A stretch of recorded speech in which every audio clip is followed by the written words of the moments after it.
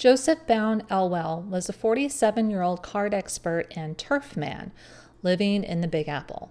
I've never heard of that term, turf man, but it means someone who is devoted to horse racing and who possibly also owns racehorses, which he did. He was the Whist king, and he also played the woman game. Oh dear, mixing whist and women, that sounds like a bad country song. He taught bridge as well and wrote books on the subject, notably Advanced Bridge, the higher principles of the game analyzed and explained, Bridge, Axioms and Laws, Bridge, its principles and rules of play. Financially, he was said to be doing well. Well, he was doing well with all things until June 11th, 1920. 8 p.m. Thursday, June 10th. Joseph went to dinner at the Ritz-Carlton with the Lewisohn party consisting of Mr. and Mrs. Lewisohn, Viola Krause, and a Mr. Figueroa. Viola is the sister of Mrs. Lewisohn.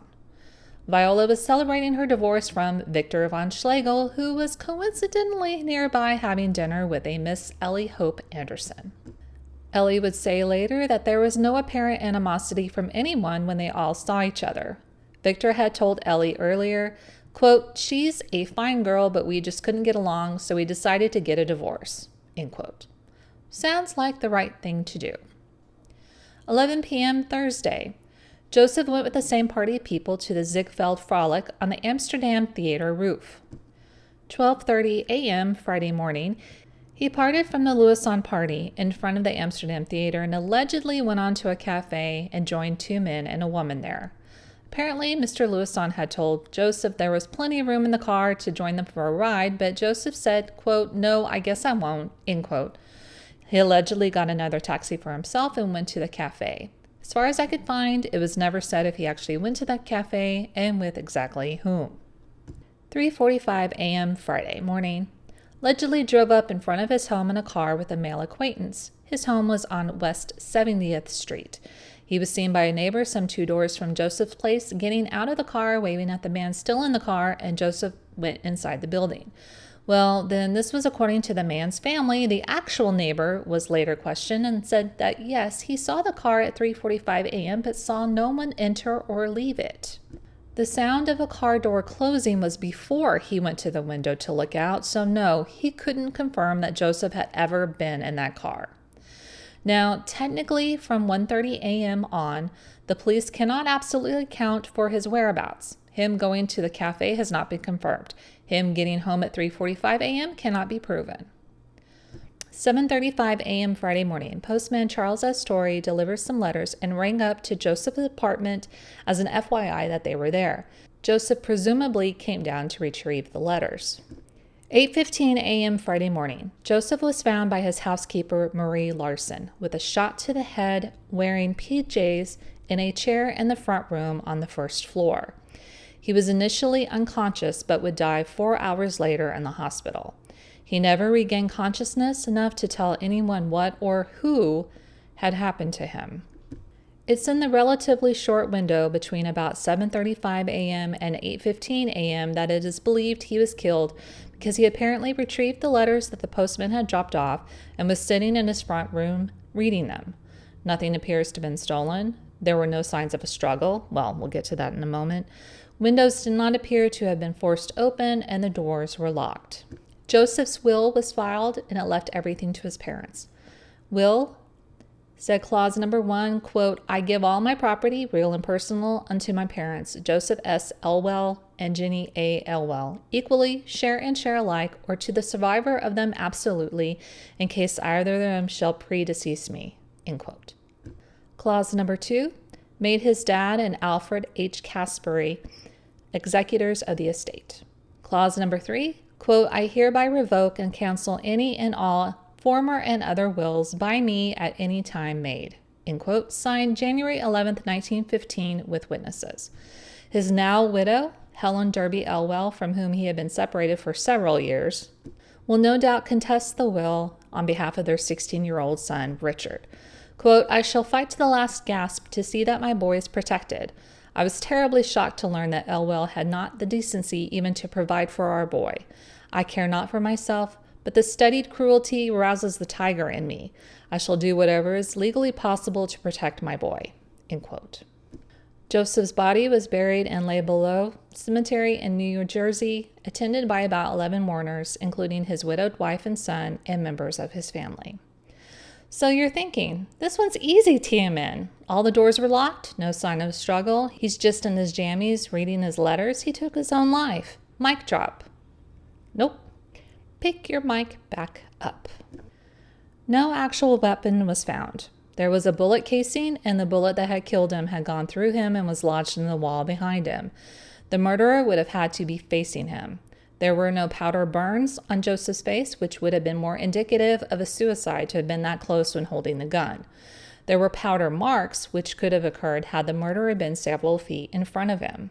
Captain William Jones consulted with the police and said, quote, "The fact that the empty shell was found and the rifling on the steel jacket bullet was to the left establishes positively that the pistol used was the Army Colt automatic. The same bullet could be used in a .45 Smith & Wesson or a Colt revolver, but if used in the Smith & Wesson, the spiral markings on the bullet, made as it passes through the barrel at the time of injectment, would be to the right. In automatic pistols, the shells are ejected at time of explosion." End quote. He has also thrown out any suicide theory. Housekeeper Marie Larson also found a filmy pink silk garment in his bedroom, boxed up in the closet, referred to everywhere as a kimono. It would be some time, but apparently they have found the owner, which is a woman of some prominence who Marie does not want to name at the start of the investigation. Her identity would become known to the police, but not to the public for several weeks.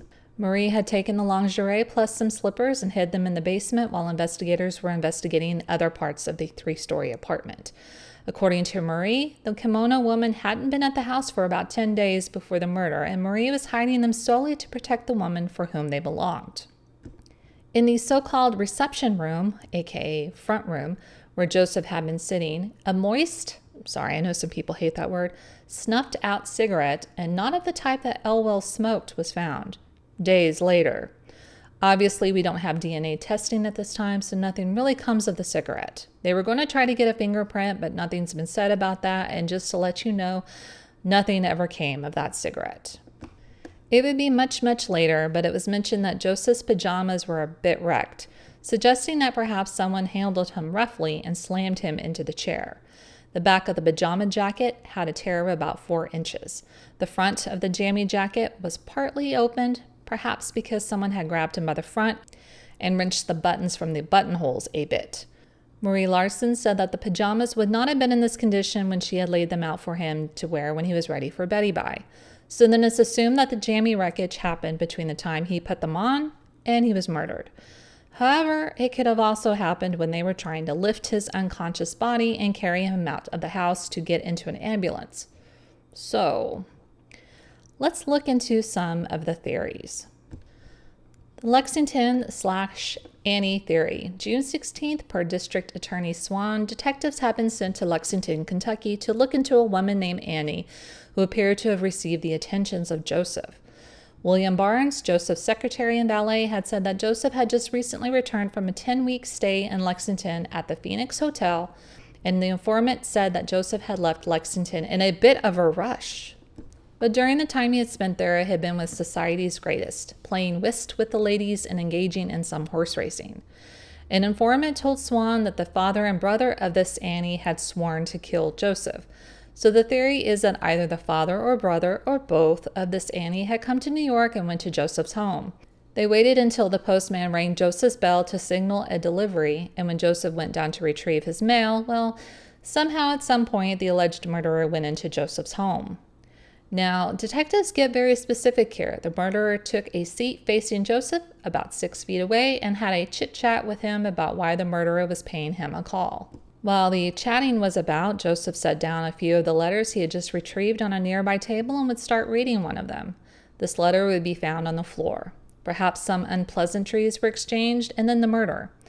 The belief that he hurriedly fled Kentucky was refuted by a man named Andrew, who was Joseph's betting commissioner and stable agent, and that Joseph had left so he could be back home to see his horses run at a track.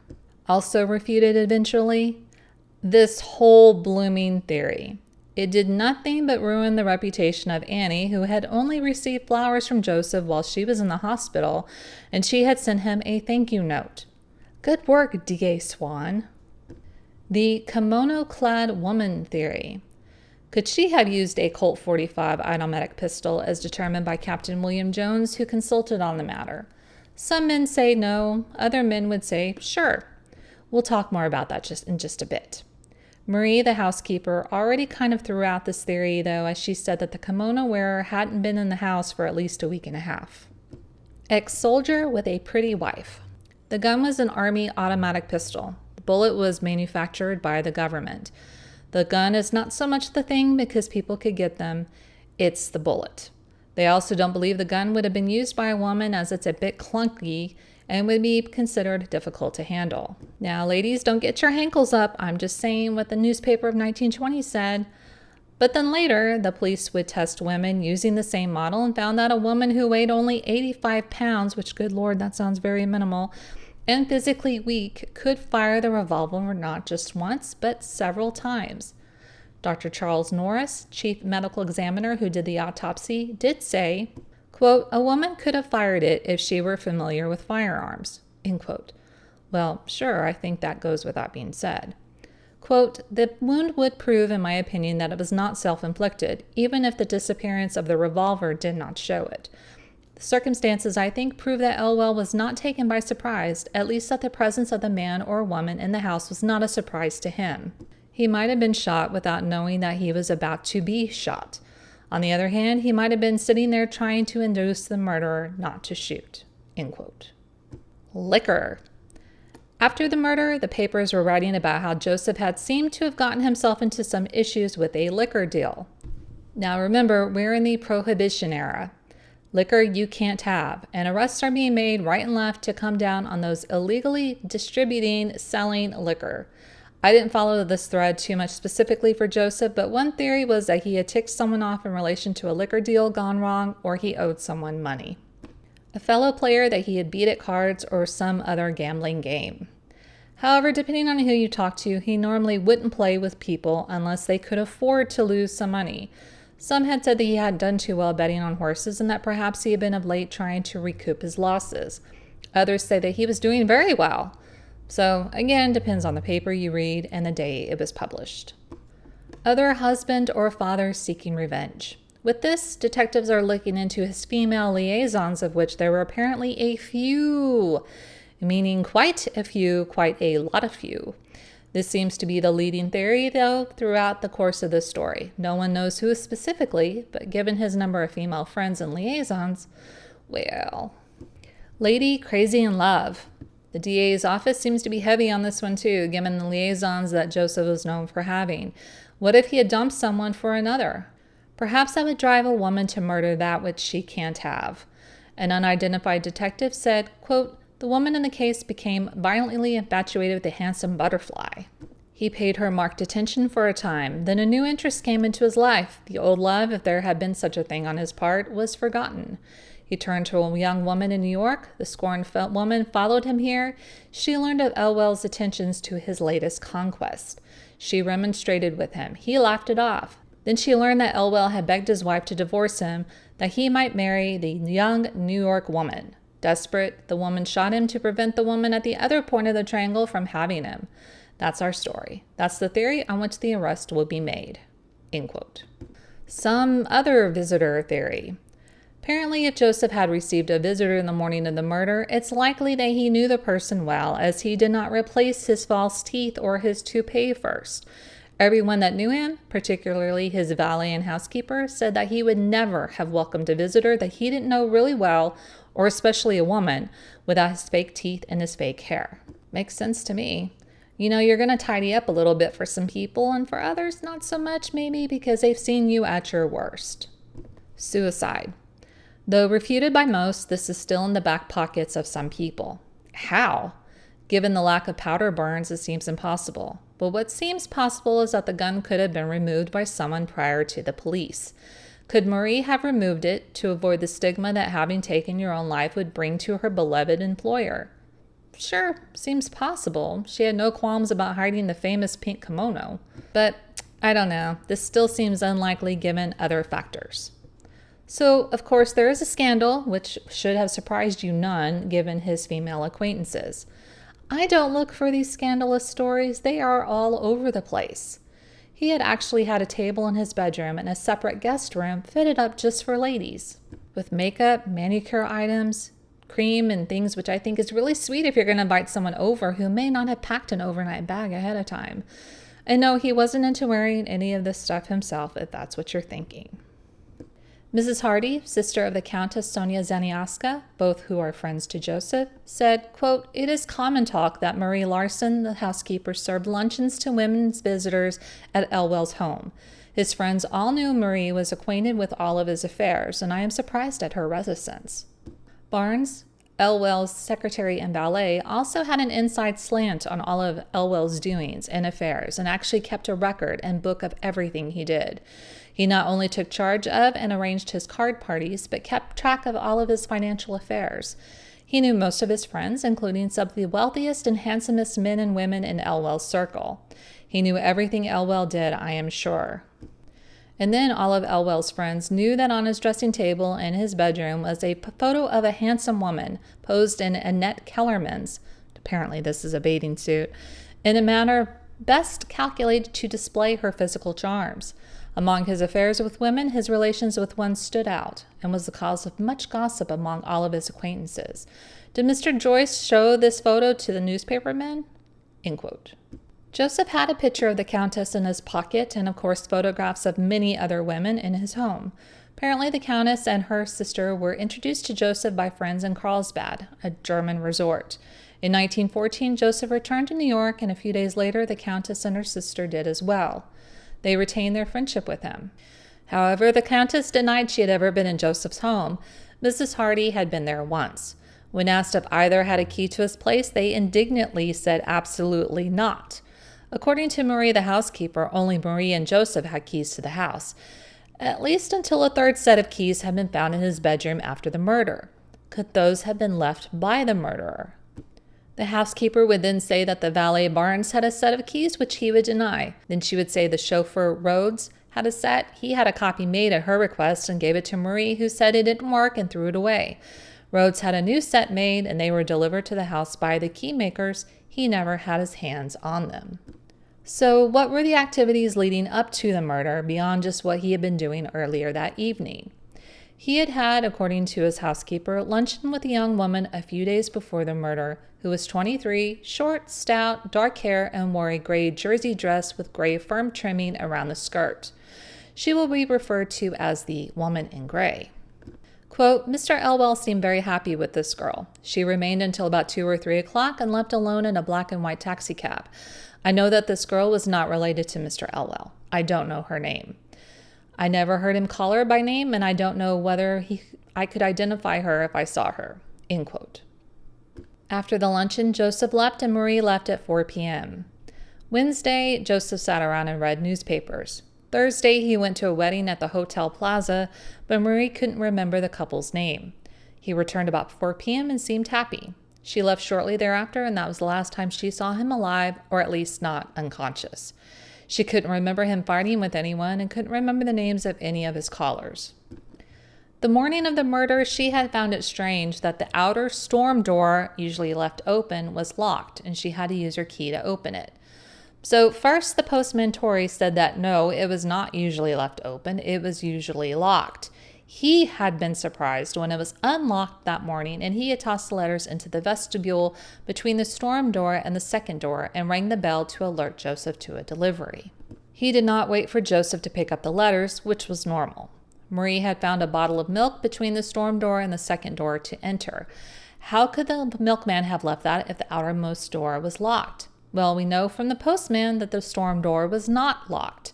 This milkman, Otten, said that he had delivered it at 6:30 o'clock that morning, there even earlier than the postman. The storm door at that time was closed, but not locked. He put the milk just inside and closed it after him, but did not lock it. So both the milkman at 6:30 a.m. and the postman at about 7:30 a.m. found the outer door unlocked. The milkman was down the street when Marie discovered the body, and he assisted the policeman with carrying out Elwell to have him taken to the hospital. Quote, "The body was so close to the wall that I could not get a purchase on it to help the officer lift it. I think I pulled the chair away from the wall for that purpose. I was just about to lift the body when the officer said, "What's that, a bullet wound in his head?" I replied, "It appears to be a bullet wound." He said, "We'd better leave it." I walked outside the house and stood in front for a while. In the meantime, I saw 3 other fellows coming out of the house with an officer and a roundsman. The 3 men looked like stevedores or truckmen. I did not see them go into the house while I was there. One of them said, "That is a funny thing, they can't find the gun." That was the first time I thought about it being a murder. Then I remembered that I had seen no gun while I was in there. I think I would have seen the gun if it had been there, unless it was under the chair, which was a low one, or under the table." End quote. One of the letters Joseph had received was from a woman signed Clara and on Biltmore Hotel stationery, and stated that she was at the hotel if Joseph wanted to pay a visit. As far as I know, nothing came of this, and I didn't find out who Clara was. Joseph's brother, Walter, said, quote, "I and all the members of my family want this crime cleared up. We are glad for all the help that can be given to unravel this crime. It is a case of an eye for an eye, a tooth for a tooth every time. We stand ready to do everything in our power to solve this murder no matter what comes out. It is mighty hard and trying, to be sure, particularly upon my poor mother and my aged father, but we want to see justice done. We don't intend to hide anything. We don't want to. All we desire is to see that justice is done no matter what it may lay bare. About a year ago, my sister died after an operation. Of my parents' 9 children, only 3 are alive, and the others were all fairly old when they died. I will not rest until the murderer of my brother is captured. He never gave him a fair chance for his life. I have a theory, though, that my brother, who had a heart of steel and as big as any in the world, sprang at his assailant. He was an expert with his mitts, knew how to handle himself, and was a clever boxer. I've seen my brother lose $50,000 on the turn of a card." At this, William Barnes, Elwell's valet, interrupted, quote, "I've seen him lose $200,000 in a single day without turning a hair. He liked to make money and to spend it." Walter would continue, "Yes, he was so different from myself. You see how such affairs always end. I was not in my brother's class. He loved his life, and I loved mine. I am a contented married man with a home which I certainly appreciate, and a mother, father, and wife whom I love." End quote. Joseph's son, Richard. Quote, "I hadn't seen my father since I was 5 years old. I believe Richard's about 16 now. I've been going to a prep school at Andover. I guess that's all over now. I don't know what I'm going to do, but Mother can't afford to send me to school. She has no money, and I will have to stay home and help her. I want to help her all I can." End quote. Babe Marlowe, Ziegfeld Follies member. Quote, "The most charming and cultivated man I ever knew. I haven't seen Joe for nearly 2 years, but he was a good friend of mine. A perfect gentleman and a man whom everybody loved, men and women alike. I never heard anyone say an unkind thing about him. He fascinated everybody. I was introduced to him at Long Beach, and I went to many parties after that at which he was either the jovial host or the favorite guest. We were invited to his home when he first moved there. He always had such good times." End quote. Now, she wasn't in the production that he had seen on his last night on Earth. She continues, quote, "It wasn't any love affair between Joe and me. He used to call me up and take me to dinner every now and then. Sometimes we would be joined by friends of his or mine, and sometimes we went alone. When I visited him at his house, my mother chaperoned us. I would do anything I could to help find the man who murdered Joe, but I don't know of any man or woman who has seen him since I have. He was the kind that went with a girl for a while, then just casually dropped her out of his life." End quote. Beatrice Tremaine, New York artist model whose letters were found in Joseph's home. Quote, "Women liked Mr. Elwell because he was always a gentleman in their presence. He treated them as a courtier might treat a queen.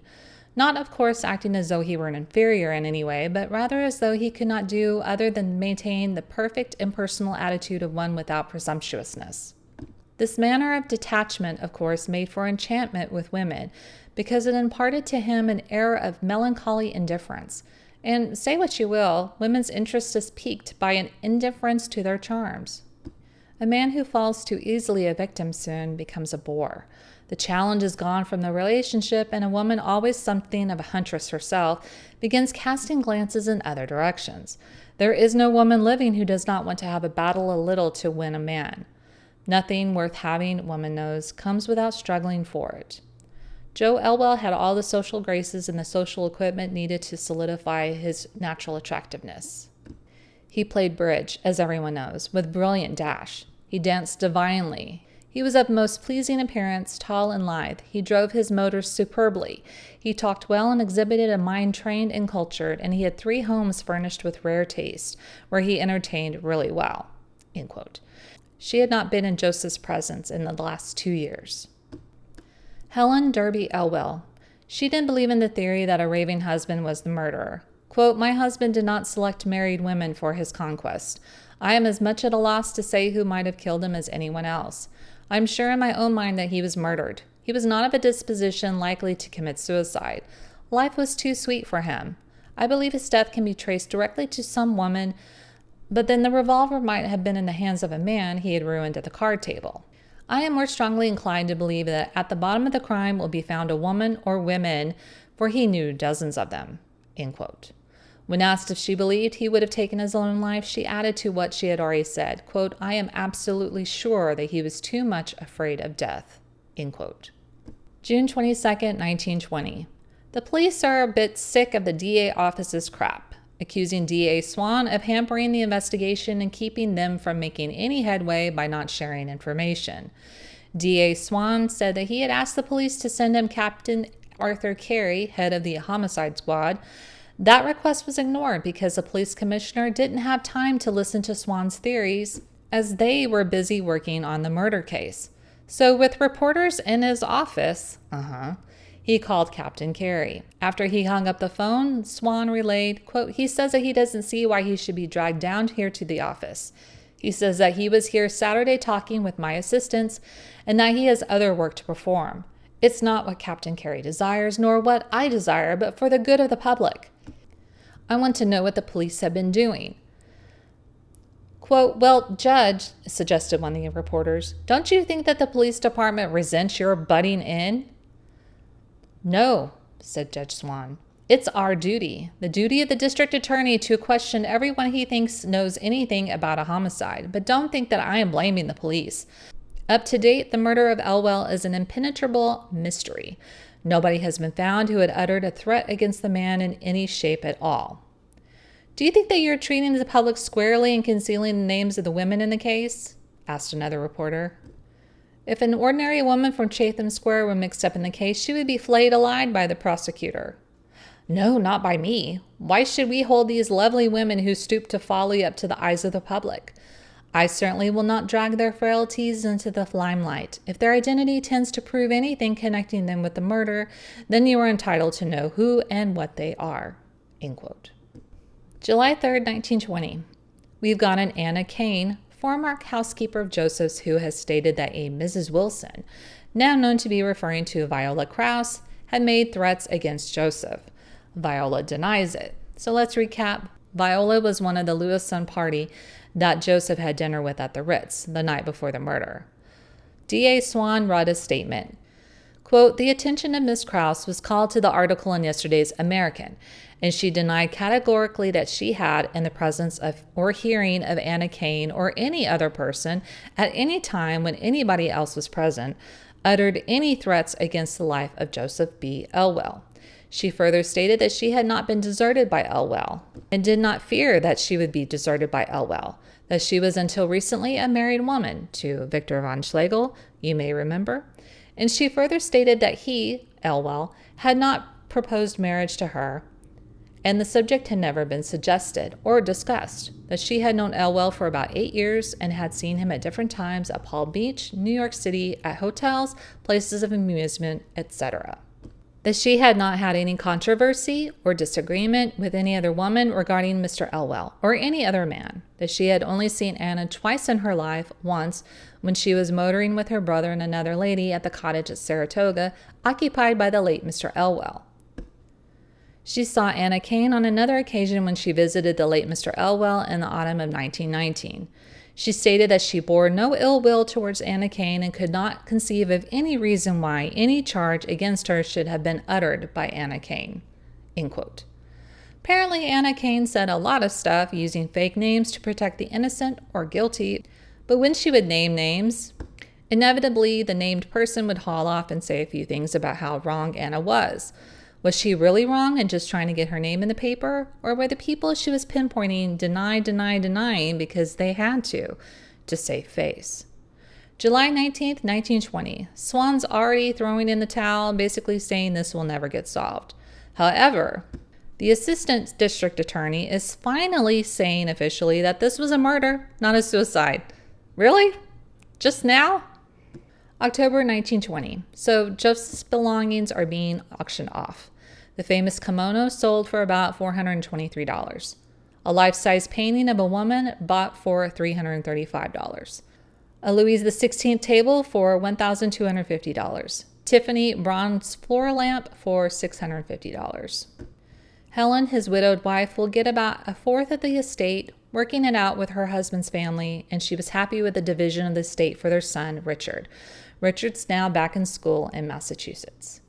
Joseph's father passed away October 1920 at the age of 83. December 19th, 1920. The New York Herald slams pretty hard on District Attorney Swan. You may want to press pause and go get some popcorn. Quote, the history of the administration of District Attorney Swan is largely a history of farcical investigations that have often resulted in making the most serious cases take on a humorous aspect, and in putting thieves and other malefactors in a position where they were able to make laughingstocks of the public officials. Tragic as was the death of Joseph Van Elwell, Whist expert and racing man, on the early morning of June 11th last, the activities of District Attorney Swan in connection with the case succeeded in converting it into a matter of common jest. The Elwell murder, which proved to be the most sensational case of homicide in New York County during the year, was totally ignored by Mr. Swan for about 36 hours after its occurrence. Although the card player had been found slain under circumstances that pointed clearly to murder, although the weapon of death had disappeared and there was no one about Elwell who could have been sufficiently interested in him to cover up a case of suicide, although gun experts said that the wound did not appear to be self-inflicted, although the circumstances surrounding the finding of the body and what could be learned of the man's life pointed to murder, and no motive for suicide could be found, Mr. Swan took no hand in the matter at all on the day on which the body was discovered because he thought the case a suicide. Witnesses who were of the upper crust in some shape or form were protected, their names never released. Who was the owner of the kimono? The police knew, no one else did. Yet women who were not seen as superior had their names dragged by the press, their identities not withheld like others. End quote. And then, when Swan did start to take it more seriously, quote, distorted farcical statements were given to the press. Important matters of which the public should have been apprised of were kept secret. The stories of witnesses were twisted. The twisted versions were given to the reporters, and the witnesses hesitated to correct them because they had been instructed to talk to no one. That whole story about Lexington, Kentucky Annie and her murderous father and brother? There was no foundation whatever for any intimation that Elwell's relations with her had not been proper. The story was given out for the sole purpose of distracting public attention from the persons known to newspaperdom as the real suspect in the case, and succeeded in greatly humiliating the actual Annie. The Elwell case was quite as full of promises. It was full of noise, of accusations and retractions, of suspicion and exonerations. This publicity plum also came to sour Mr. Swan's mouth, and then no more was heard of it. End quote. Well, don't hold back, New York Herald. June 1921. It's the first anniversary of Joseph's unsolved crime. Everyone still thinks it's murder, but no one knows by whom. District Attorney Swan, seemingly going nowhere with the case, turned over all documentation to Governor Whitman, who has been able to find no new information. A man named Harris confessed to the murder in April, but later admitted it was a lie. His false confession only brought temporary interest into the case once again. I didn't bother bringing all of the false confession stuff up because, well, what was the point? Harris had claimed a woman, a Mrs. Fairchild, worked with him and that she was the actual murderer, and of course everyone wants to know who that murderess is. Harris's confession was one of several the police had received. Apparently many others confessed and all were allegedly for naught. Harris would wind up in prison 2 years later for impersonating a federal officer, and he was happy to be in prison in hopes it would cure him of his crooked ways. The fact, though, that he knows right from wrong is interesting, not your typical insanity kind of thing. The man had a lot of issues. Let's leave it at that. As a side story, Ellie and Victor von Schlegel got married in June 1922. Dr. Charles Norris, New York's chief medical examiner, was interviewed in 1932, some 12 years after the murder. Quote, "Yes, I remember the Elwell case. I remember it all right. A difficult case, old man. I had to fight 6 weeks to make that a murder." Of course, the missing gun doesn't prove anything. They're often snatched from the hands of suicides to make deaths look like murders, thus removing a certain social stigma from the family and incidentally opening the way for double indemnity on insurance policies. But there were other things I noticed at Elwell's house. The telephone had been broken, for one thing. Also, Elwell had left his false teeth and toupee upstairs, and I was sure that no man so vain as he was would choose to die without those accessories. Now, at that time, Chief Norris had always believed it was a murder and did a demonstration back then to show how impossible it would have been for Elwell to have done the deed himself, to have had to hold that model of gun as far away from his head as he would have had to send the bullet in the path that it went in. Quote, "I got the call at home about 9 in the morning. By the time I got to the house, he had been removed to the hospital. He still was alive, you know. Didn't die until around noon. He didn't regain consciousness. I always wish I had gotten there before they took him away. He was in a dressing gown and he had left his false teeth and toupee upstairs. He was only 47, but I guess he had led a hard life. All those women, they didn't know he had lost his teeth and his hair, I guess. The fact that he had left his hair and teeth upstairs was quite a point in the case. Proof that he hadn't expected to see anyone. Or, if he did expect to see someone, it was a person who knew him intimately. The postman, I remember, had left some letters in the outside box at 7:45 a.m. So Elwell apparently came down, got the letters, and sat down to read them. The letters were lying on the floor near the table, soaked in blood. One of them, from his horse trainer, had been opened. He had a fine string of horses down in Kentucky, you know. The housekeeper and a detective or two were in the house when I got there. The scene had not been disturbed." End quote. Norris saw the empty cartridge on the floor. Asked for the gun. Housekeeper says she never saw a gun. Quote, "The next thing I noticed was that the telephone on the table was broken. It was an old-fashioned wooden piece. 'Who broke this telephone?' I asked. The housekeeper said she didn't know it was broken. But it was, old man. Very peculiar. The wood was cracked, and it wouldn't work for an outgoing call. I always attached a great deal of importance to that. There was some sort of struggle before Elwell was shot, I'm sure of that. He was taken by surprise, perhaps, while he was reading his morning mail. Possibly he didn't realize his danger until he saw the revolver. Then he tried to seize the telephone and it was knocked from his hand. Well, I ordered the body be sent to the morgue as soon as he was dead. I made that autopsy that afternoon." End quote.